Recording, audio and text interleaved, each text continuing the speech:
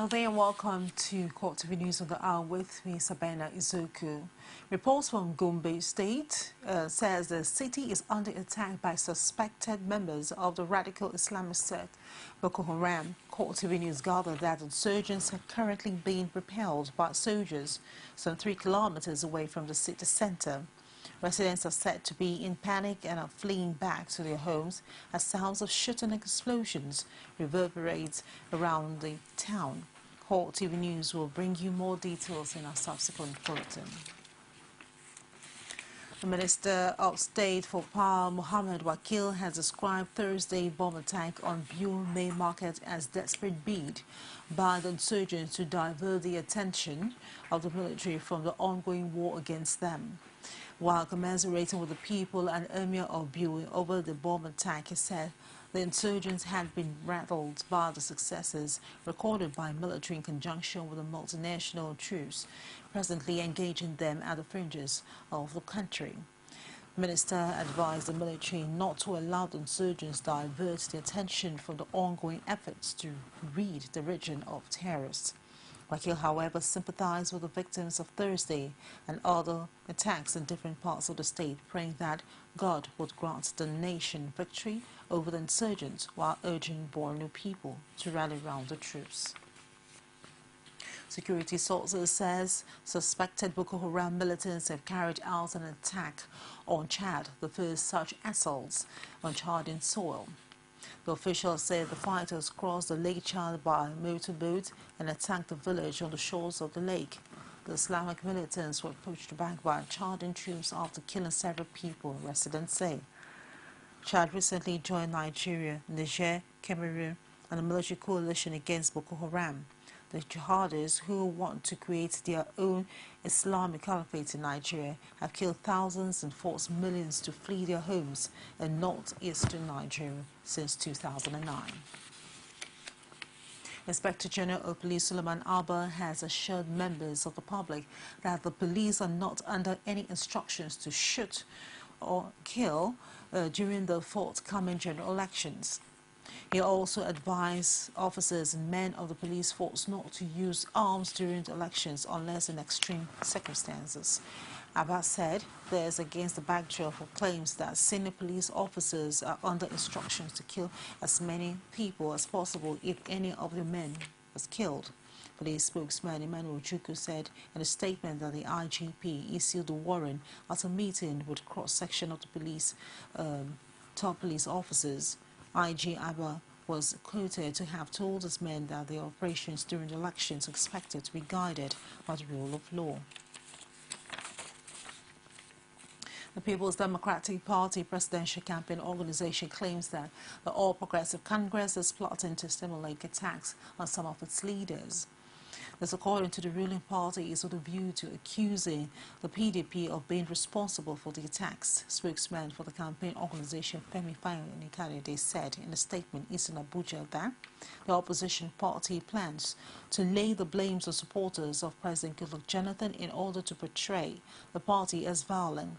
He added the PDP decided to raise the alarm in order to place members of the public and the security agencies on the notice of the APC's intentions. The All Progressive Congress presidential campaign team has frowned at the opposition to the presidency and the PDP to use the card readers for the forthcoming general elections. The party presidential campaign team says it is a reenactment of the PDP's agenda to manipulate the electoral process. APC said in a statement by its spokesman, Garba Shehu, that it views it as part of a move to stampede the resignation of Professor Atahiru Cheka before the appointment of a lackey who would stop the use of the anti-rigging device. The opposition party argues INEC's decision was born out of the need to ensure electoral integrity and consequently insist on the use of card readers for the forthcoming general elections. The party added it remains opposed to the use of soldiers for election duties.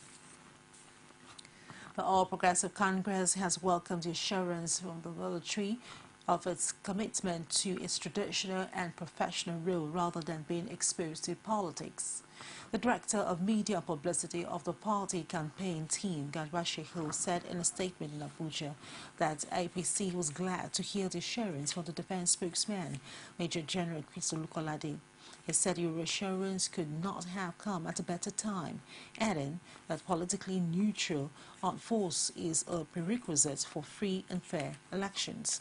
The party campaign spokesman also promised the military that the Buhari presidency will be committed to improving the welfare of the armed forces to enable them effectively discharge their professional and constitutional duties. Pro-democracy activists under the auspices of Nigeria United for Democracy have held a protest march in Abuja to demand the sanctity of the new election days of March 28th and 11th of April. They were joined by members of the National Consensus Movement in marching through the city centre with placards. The protesters were also emphatic in insisting that the card readers be used for the forthcoming general elections, contrary to the position of some individuals and groups. Elsewhere in the Nigerian capital, supporters of the All Progressive Congress moved around the city in a motorcade for what they tagged March for Buhari. The two protest rallies went without any incident in spite of the presence of security personnel who provided security protection for them. The All Progressive Congress in Osun State says the state chapter of the People's Democratic Party is operating an illegal torture camp. Addressing the press conference in Osogbo, the Osun State capital, the APC stalwarts, including some political office holders, accused the PDP senatorial candidate in Osun East, Francis Fadausi, of being the brain behind the illegal torture camp. The leader of the group, Udowo Korede, accused the PDP of intimidating, harassing and arresting members of the APC in Ijesha South Federal constituency. Despite the unwarranted intimidation and attack of our members by the members of the rival party, PDP, because our strong belief in the ethics of our party and the concept of Omoluabi. It is against the above incidents that we seek your immediate intervention in protecting the life, we are talking to the police now, in protecting the life and property of our loyal dependent member who are subject to threat, intimidation, illegal and unlawful arrest, almost on daily basis. But the PDP says the allegation is all lies and urged the APC to report the findings to security agencies. There's no illegal detention anywhere. It's just a figment of the imagination of the losing APC in Osun State. If they have anything to complain about, they should approach the security agencies.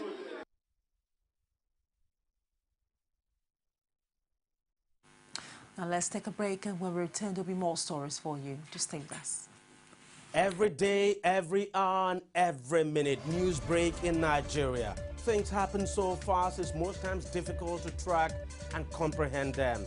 But that's what we do right here on Digit 360. 2015, would you want to come back again? It's like asking Jesus Christ if he knew he was going to die, will you want to come back as the savior of the world again? We do not just help you track the stories, we break them down, explore all the angles, analyze the issues so that you can fully comprehend the stories and use them to make the right decisions.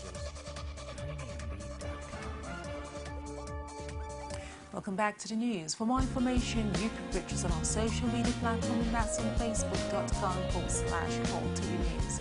And on Twitter, @CoreTV News NG. For news updates and other programs, join us on our youtube.com/CoreTV Look Spice. The news. Operators of the Economic and Financial Crimes Commission have arrested the son of the former Adamawa State Governor, Abdul Aziz, barely 2 weeks after he was declared wanted alongside his father. He was picked up on Friday morning in Gombe State and immediately flown into Abuja, where he is being grilled by investigators. EFCC spokesman Wilson Ujaren said in a statement that Abdul Aziz is currently telling the operators all he knows about illicit funds traced to companies where he has an interest.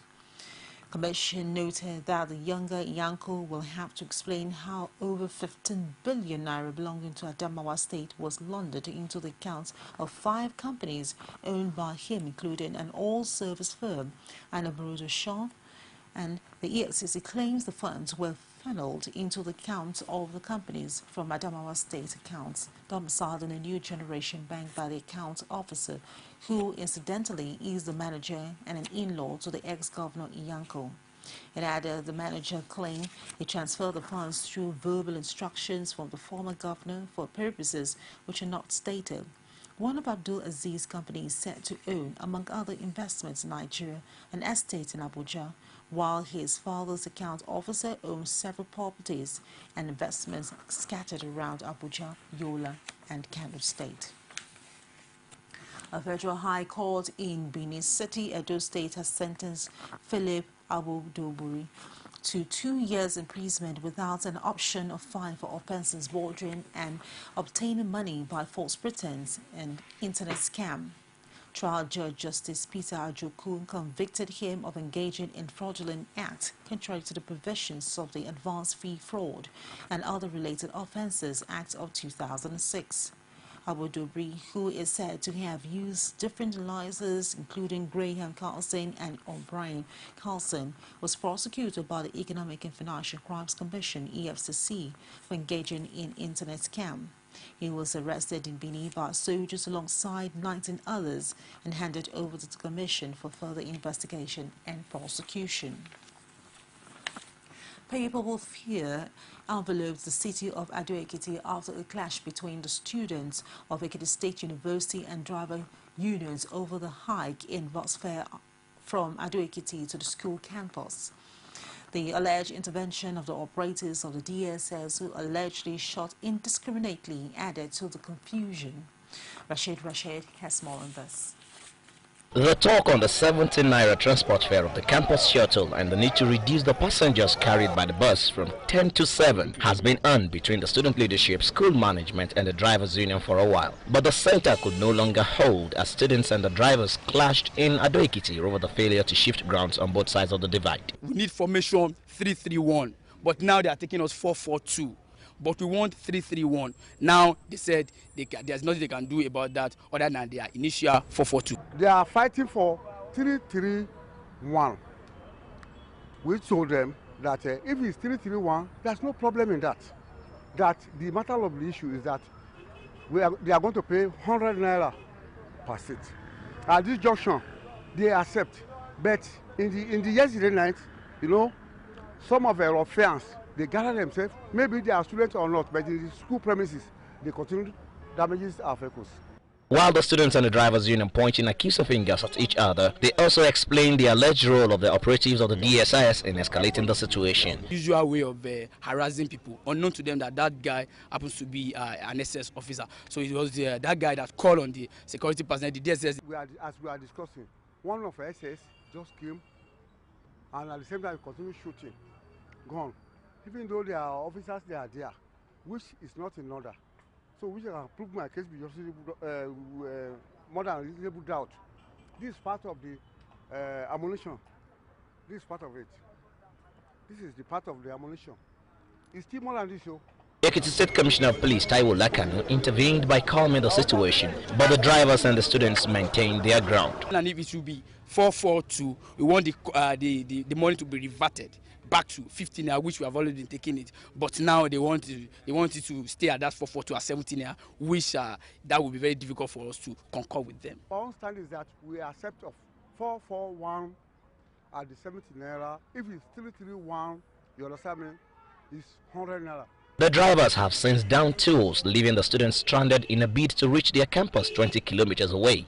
Those stakeholders in the issue have promised a resolution on the matter soon. But until then, it's a 20-kilometer journey on foot for these students to acquire knowledge. Rashid, CoreTV News, Ado-Ekiti. The National Human Rights Commission has warned politicians from instigating violence during the build-up to the elections or prepare to face trial at the International Criminal Court. Chairman of the Commission, Chidi Odinkalu, handed down the warning while presenting the pre-election report and advisory on election violence in Abuja. It disclosed that about 61 cases of pre-election violence have been recorded in 22 states in recent times. Odinkalu added that 10 petitions have been received and are under consideration. I believe none of us here wants to see a Nigerian leader end up practicing for lawn tennis in a prison cell in The Hague when we have enough lawn tennis courts here. If we don't want that to happen, then tell them, trust the National Human Rights Commission to do right by you and by our country. If they don't, we will opt out and let the International Criminal Court take control. But that will mean we have failed. It will mean we, all of us in this room and beyond, have also failed. And I think we are capable. I honestly think so. But the message must go out clearly to the politicians. If they don't want INEC and National Human Rights Commission to do this thing, the ICC and its warrants will take over. And at that time, all bets are off.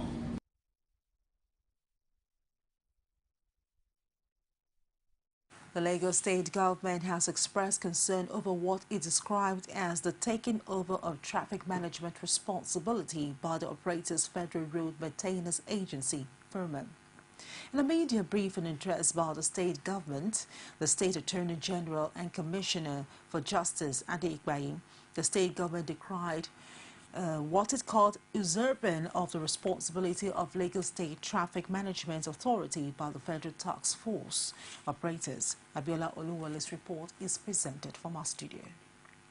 Amongst other things, the state government condemned the sudden repainting of roads in the state from black and white to green, white and green, and the illegal placement of outdoor advertisement by some federal government agencies. It didn't start yesterday, but it occurred again yesterday. That is the 12th of February 2015, when we saw yet again some men and women in black uniform taking over the control of traffic at the Lagos toll gate end of the Lagos-Ibadan Expressway.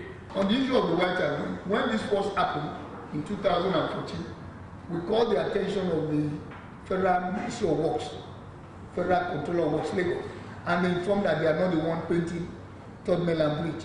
That was about shortly after the expansion joint was finished. I want to put on record, we have very good relationship with the Federal Ministry of Works and the Federal Controller of Works Department in Lagos. So also we have very good relationship with FEMA in Lagos. So we then contacted FEMA. The controller of FEMA actually came down to explain that they are the one doing the painting, and professionally he agreed that it is not right.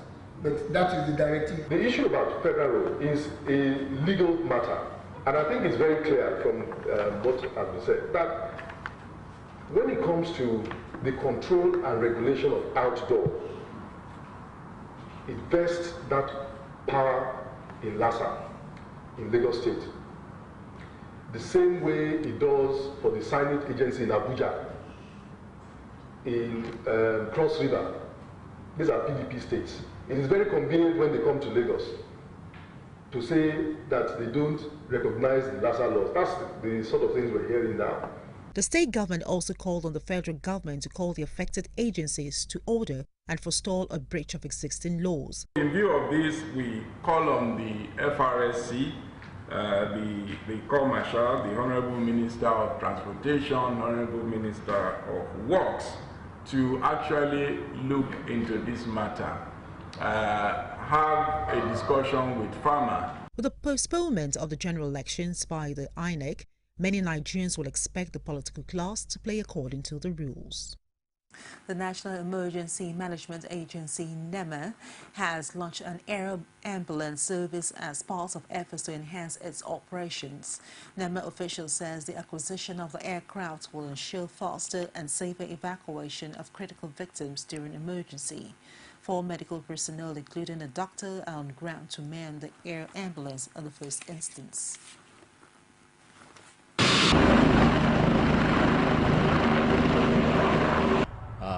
We've sourced all the medical gears that are up to international standard.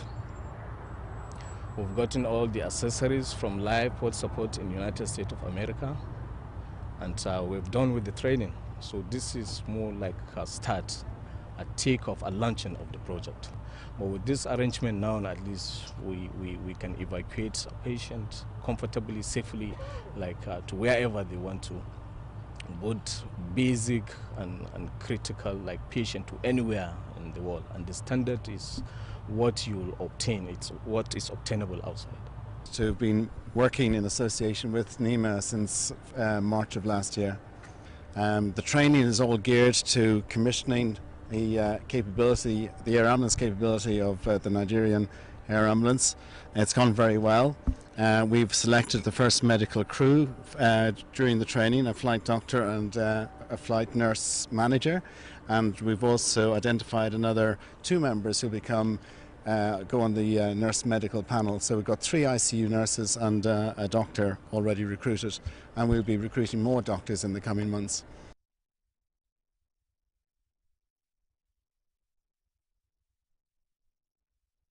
And outside Nigeria, new shelling has been reported in the railway-held east Ukrainian cities of Donetsk and Lugansk a day after a peace deal was reached in Minsk.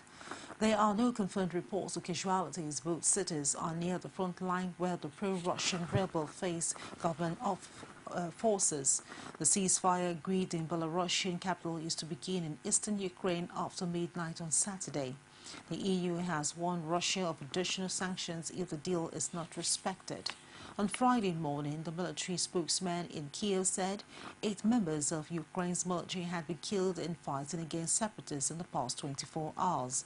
Doubts remain about the peace deal, which was agreed following marathon negotiations between Russia, Ukraine, Germany and France. And that's it on the news on the hour. Do join us at the top of the hour for more. I am Samantha. Thank you very much indeed.